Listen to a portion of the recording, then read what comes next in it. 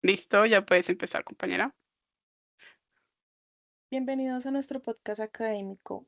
Mi grupo se conforma por Diego Martínez, Andrés Osorio, Oscar Chamorro y Francesca Domingo y mi persona Juliana Quintero. Hoy analizaremos el papel del Estado como autoridad, especialmente en relación con el derecho a la propiedad. Abordaremos 5 preguntas clave desde una perspectiva crítica, basadas en las lecturas de Rothbard, Menger y Locke. Cada integrante responderá una pregunta para comprender mejor la naturaleza jurídica del Estado y su vínculo con la economía y la propiedad. Empiezo yo con la primera pregunta. ¿Por qué una verdadera autoridad promueve la riqueza de sus subordinados? Una verdadera autoridad promueve la riqueza de sus subordinados porque su función es garantizar el bienestar de todos, no empobrecerlos. Cuando la autoridad protege la propiedad privada y permite que las personas trabajen, emprendan e inviertan, está creando condiciones para el crecimiento económico.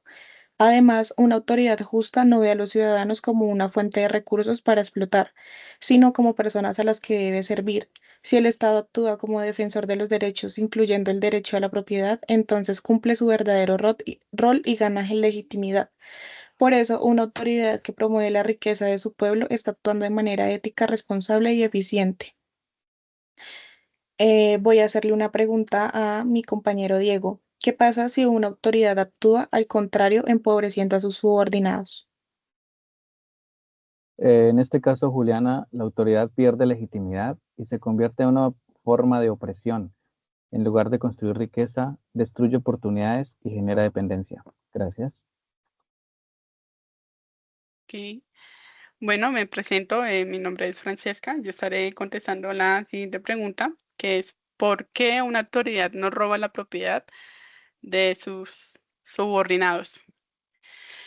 Puede responderse desde las ideas expuestas en las lecturas citadas, especialmente desde la perspectiva de John Locke y Murray Rothbard. Desde Locke, tal como lo presenta Migliore, la autoridad legítima surge del consentimiento de los individuos, quienes transfieren parte de su libertad al Estado para proteger derechos naturales como la vida, la libertad y la propiedad. La ley natural accesible a la razón impone límites morales al poder.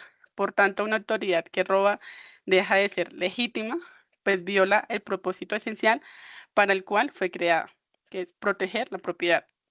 Desde Rothbard, en el dinero, el Estado y el mercantilismo moderno se muestra que en la práctica los Estados sí han incurrido en formas de apropiación indirecta de la propiedad, como la inflación inducida por la emisión monetaria fiduciaria, que reduce el poder adquisitivo del dinero.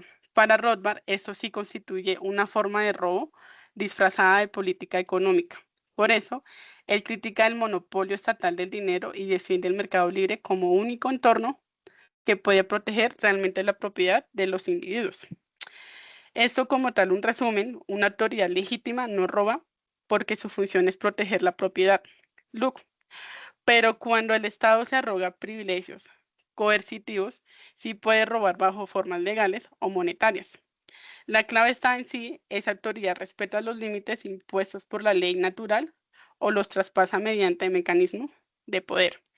Bueno, pues a continuación yo le tengo esta pregunta al compañero Andrés, que es, según Rothbard, ¿cuál es la principal consecuencia del control estatal sobre el dinero en el contexto del mercantilismo moderno?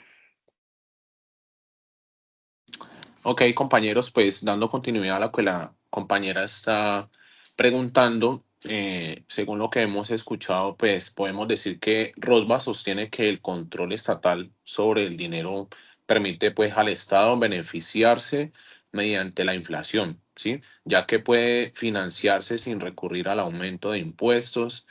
Esto conlleva que esta práctica perjudica a la población directamente o en general al reducir el poder adquisitivo de su dinero, podríamos decir así, mientras favorece a grupos privilegiados cercanos al poder, ¿sí? En consecuencia, el autor pues argumenta que dicho control es una forma como que encubierta de apropiación de riqueza y aboga por un sistema monetario libre del monopolio estatal.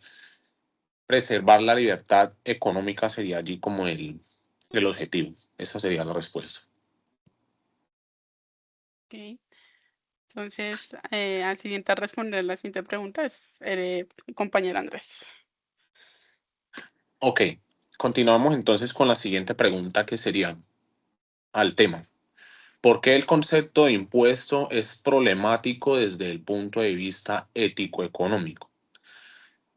Desde una perspectiva ética, los impuestos son vistos por muchos autores, como Murray Rothbard, no como una contribución voluntaria, sino como una forma de coerción estatal. El Estado impone un tributo sobre la propiedad del individuo bajo amenaza de sanción o multas, por decirlo así. En palabras de Rothbard, el impuesto es una forma de apropiación forzosa que se legitimiza a través del poder estatal. Esto plantea una pregunta profunda y ¿tiene el Estado el derecho moral de quitarle al ciudadano una parte de los frutos de su trabajo?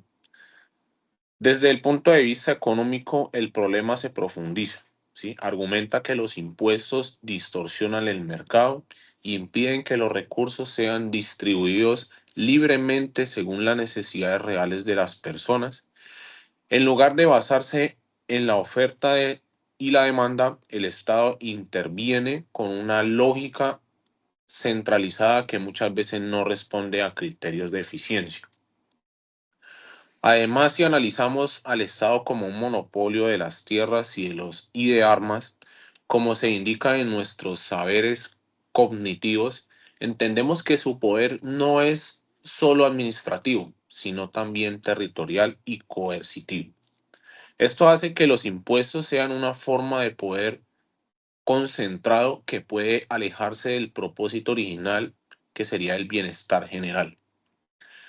Finalmente, al mirar la visión de John Locke sobre la ley natural, encontramos que el individuo tiene un derecho originario a su propiedad.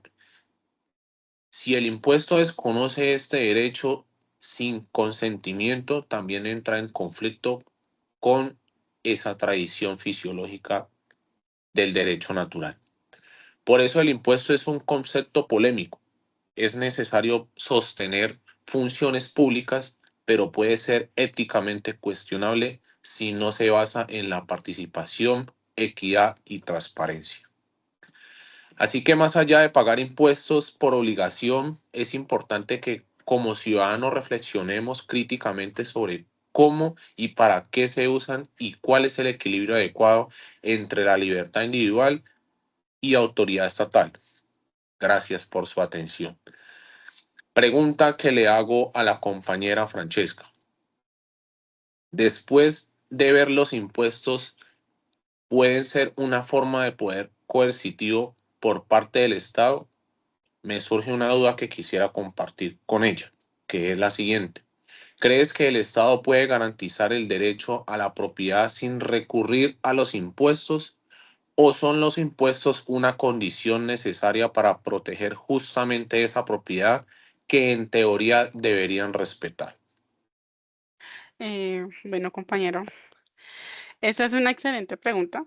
Ya desde que una visión teórica, algunos libertarios proponen que el Estado podría proteger la propiedad sin impuestos, usando medios voluntarios o agencias privadas. Pues, no obstante, en la práctica los impuestos son necesarios para financiar funciones estatales esenciales como la seguridad y la justicia. Pues esto hace posible la protección de la propiedad. Por lo tanto, el debate no gira tanto en torno a la existencia de impuestos, sino a su gestión, que deben ser justos, transparentes y orientados al bien común. Aunque éticamente cuestionables, los impuestos pueden ser una herramienta legítima si no se abusa de ellos. Bueno, a continuación creo que sigue el compañero Diego con su respuesta a la pregunta. Sí, muchas gracias. Mi respuesta es la número 4, que es, ¿por qué es dado pensar que el contrato entre el Estado y los ciudadanos favorece más al Estado que a los ciudadanos? Entonces, en este caso, la idea de que el contrato social favorece más al Estado que a los ciudadanos surge de diversas interpretaciones filosóficas y políticas. Según Thomas Hobbes, El contrato social implica que los individuos renuncien a sus derechos ilimitados en el estado de naturaleza y los transfieren a un soberano con poder absoluto. Esto significa que el Estado tiene el monopolio de la violencia y la autoridad para garantizar el orden y la seguridad, mientras que los ciudadanos deben obedecer sin que el Estado tenga obligaciones hacia ellos. Por otro lado, John Locke plantea un contrato social más equilibrado, donde el Estado existe para proteger los derechos naturales de los ciudadanos, como la vida, la libertad y la propiedad. Sin embargo, en la práctica, algunos argumentan que los gobiernos tienden a acumular poder y a limitar las libertades individuales más de lo necesario, lo que refuerza la percepción de que el Estado se beneficia más del contrato social que los ciudadanos. En mi forma de pensar, lo más seguro es que el orden sea necesario para evitar que se desmoronen las naciones. Aun cuando el Estado abusa de su poder, es bueno entender que no es el Estado quien está abusando, lo hacen los funcionarios que piensan ser dueños del Estado. Entonces la solución es clara para todos. Vivimos bajo normas creadas para la igualdad. Tan solo es necesario no permitir que otros abusen del trabajo para el que son contratados. Mi pregunta va dirigida hacia Oscar. En este caso, le quiero preguntar, dime algunos aspectos claves de la autoridad estatal. Eh, Podría ser la legitimidad, que el Estado debe ser reconocido por ciudadanos como una entidad con derechos a gobernar. También puede ser el poder coercitivo, que tiene la capacidad de hacer cumplir las leyes y sancionar a quienes las infringen. También podemos agregar el contrato social, que según Hobbes, el Estado surge para evitar el caos y garantizar la seguridad mediante un pacto entre los individuos. El equilibrio de poderes, también que Montesquieu defendía la separación de poderes para evitar abusos y garantizar la justicia. Listo. Dale, consigue conmigo, continúa con tu pregunta, compañero Oscar, por favor. Mi, mi pregunta es, ¿por qué la creación de riqueza está relacionada con la reducción de impuestos? La creación de riqueza está relacionada con la reducción de impuestos porque, según el documento de Murray Rothbard, el mercado libre permite que los individuos obtengan dinero únicamente a través de la producción de bienes y servicios intercambiables. En este contexto, los impuestos, así como la inflación provocada por el Estado, interrumpen esta relación directa entre producción y obtención de ingresos, desviando recursos de los productores hacia el Estado o grupos favorecidos por él sin una contraprestación productiva. Rothbard argumenta que en el mercado libre la única forma legítima de adquirir riqueza es mediante la creación de valor para otros. Los impuestos, en cambio, representan una extracción coercitiva de riqueza, reduciendo así los incentivos para producir e intervenir. El Estado, al controlar la oferta monetaria y recurrir a la inflación, una forma de impuesto encubierto, puede gastar sin producir, lo que distorsiona la economía y perjudica a los verdaderos creadores de riqueza. Reducir impuestos significa que limitar la capacidad del Estado para apropiarse de los recursos productivos de la sociedad, lo que permite que estos permanezcan en manos de quienes lo generan, fomentando así la inversión, la innovación y el crecimiento económico.